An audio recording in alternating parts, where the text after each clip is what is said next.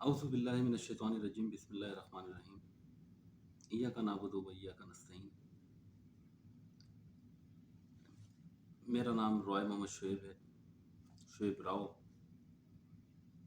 राव हमारी कास्ट है। ये मेरे पिछले प्रोग्राम कार थेफ्ट के हवाले से जो एफआईआर हुई है उसका बकिया हिस्सा है, जो मैं पिछली अपने प्रोग्राम के अंदर या अपने बयान के अंदर मैंने ये बात बताई थी कि उन तमाम इदारों को वज़ीर-ए-आज़म इमरान खान से लेके हमारे एसएचओ साहब तक, जो भी मुतल्लिका एसएचओ हैं, उन तक की नॉलेज के अंदर मैं ये बात लेके आना चाह रहा हूँ। 2 एफआईआरों का मैंने ज़िक्र किया है। एक एफआईआर नंबर है 288/21 और 693/19। अथॉरिटीज़ को मैं पिछली अपने उसके अंदर भी बता चुका हूँ कि ये दोनों एफआईआर्स इस बात की दलील हैं कि जो एक्यूज्ड पर्सन है वो हिस्ट्री चीटर्स भी हैं, क्रिमिनल्स भी हो सकते हैं। उनको चेक आउट किया जाए, उनका सेंट्रल रिकॉर्ड निकाल कर चेक किया जाए कि इनके ऊपर मज़ीद कितनी एफआईआर हैं। मेरी नॉलेज के अंदर ये बात है कि इनके ऊपर मुतअद्दिद एफआईआर्स मौजूद हैं। मैं इनको पर्सनली तौर पर 1-1.5 साल से तकरीबन जानता हूँ। इनमें एक शख्स मेरा कज़न भी है,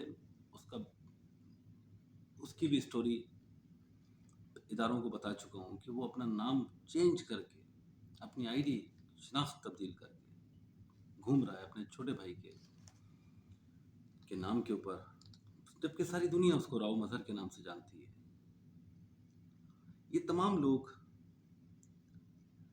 लैंड माफिया के साथ कनेक्ट हैं।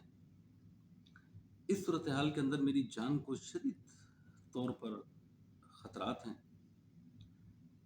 मुझे किसी भी किस्म का किसी भी हवाले से नुकसान पहुंचाया जा सकता है। मैं बार बार कोई 75 एप्लीकेशंस या रिक्वेस्ट प्राइम मिनिस्टर पोर्टल के ऊपर, पाकिस्तान सिटीजन पोर्टल पे भेज चुका हूँ, लेकिन वहाँ पर भी क्या हो रहा है कि एक एप्लीकेशन दूसरी जगह से घूमती है, नीचे आती है, नीचे से फिर नीचे जाती है, फिर उससे नीचे जाती है, फिर उससे नीचे जाती है, और फिर ये सिलसिला चलते चलते जब आखिर में जिस बंदे को एक्शन लेना होता है वो बेसिकली एक्शन लेता ही नहीं है। उनको कांटेक्ट भी किया जाए एसएचओ साहब को तो वो फ़ोन नहीं उठाते हैं, ठीक, उनकी कॉल कोई आती नहीं है। इस सारे के सारे प्रोसेस के बावजूद बुनियादी तौर पर एलिगेशन सिर्फ इतना सा है कि जो इंसान भी पाकिस्तान में क्या इंसाफ की अगर डिमांड करता है तो क्या उसको जेल के अंदर उठा के डाल देना चाहिए, उसकी एफआईआर्स को बी क्लास कर देना चाहिए, उसको झूठा साबित कर देना चाहिए? खुदारा एक चीज़ को हम सब लोगों को रियलाइज़ करना है कि ये मुआशरा उस वक्त तक ठीक नहीं हो सकता जब तक हम खुद ठीक नहीं होंगे। मैं जानता हूँ एक शख्स के ठीक हो जाने से पूरा मुआशरा ठीक नहीं हो सकता। इमरान खान साहब से पहले दूसरे वज़ीर आज़म थे, उनसे पहले दूसरे थे, उनसे पहले दूसरे थे। मुआशरा कभी भी ठीक नहीं हो सका। अब एक अच्छा आदमी भी अगर आ जाए यहाँ पर, चाहे वो इमरान खान साहब हो, यहाँ तक कि जो मेरी अंडरस्टैंडिंग है, नाउज़ुबिल्लाह, अगर मैं कोई गलत लफ्ज़ कह जाऊँ, कि अगर कोई फरिश्ता भी यहाँ पर आ जाए तो जिस हिसाब से हमारे मुल्क में करप्शन बढ़ चुकी है उसका कोई अज़ाला नहीं है। हम किसी भी लिहाज से दिन और रात के फ़र्क को मिटा चुके हैं, उसको सही साबित नहीं कर सकते। सिस्टम ऐसा बना दिया गया है, मकसद जिसको इंसाफ चाहिए वही उसी को कटहरे में खड़ा किया जा रहा है। मैं बार बार कह रहा हूँ, बड़े वसूख से कह रहा हूँ, बड़ी जिम्मेदारी के साथ कह रहा हूँ, हल्फिया तौर पे कह रहा हूँ, बीइंग अ रिस्पेक्टेबल सिटीजन कह रहा हूँ। एक वो शख्स कह रहा है जो सदर पाकिस्तान आरिफ अलवी साहब का भी माजी में इंटरव्यू कर चुका है। गुड गवर्नेंस की बात की गई थी, ये गुड गवर्नेंस है, नाम नहीं की गई। वो शख्स फिर उसके ऊपर जुल्म और सितम ये है कि وہ ادارے نے کسی اور کے نام پہ ٹرانسفر کر دی. وہ لوگ پورا کا پورا ایک گینگ ہے, ایک گروپ ہے. ان کی ویڈیوز بھی میں بھیج چکا ہوں, میں ثابت بھی کر چکا ہوں کہ یہ بندے 2019 میں بھی ایک بندے کے ساتھ یہ واقعات کر کے جا چکے ہیں, اس کی بھی گاڑی لے کے اسی طریقے سے بھاگے ہیں.